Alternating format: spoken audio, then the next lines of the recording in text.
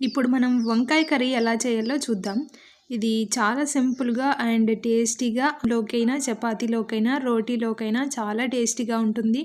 చాలా సింపుల్‌గా మసాలా వంకాయ కర్రీ ఎలా చేయాలో చూద్దాం.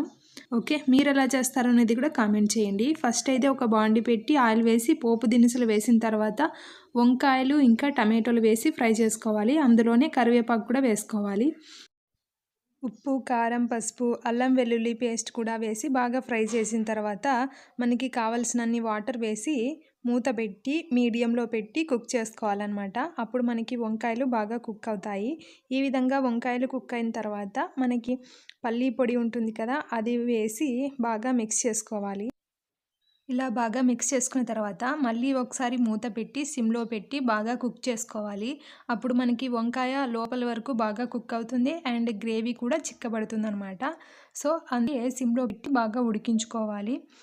వంకాయ కూడా బాగా కుక్ అవుతుందనమాట. సో, మనం సిమ్‌లో పెట్టడం వల్ల బాగా కుక్ అయ్యి బాగా టేస్టీగా ఉంటుందనమాట. ఇలా ఉన్నప్పుడు మనం స్టవ్ ఆఫ్ చేసుకుంటే చల్లారేటప్పటికి కర్రీ మొత్తం సెట్ అవుతుంది. గ్రేవీ కొంచెం చిక్కబడుతుంది. ఆయిల్ మొత్తం పైస్తుంది. చూడ్డానికి కూడా చాలా బావుంటుంది. మీరు కూడా ట్రై చేయండి ఒకసారి. ఓకే. ఇది జొన్న రొట్టెలోకైనా, చపాతీలోకైనా అండ్ రైస్‌లోకైనా చాలా బావుంటుంది. బగారా అన్నంలోకి చాలా బావుంటుంది. ఓకే. Thank you.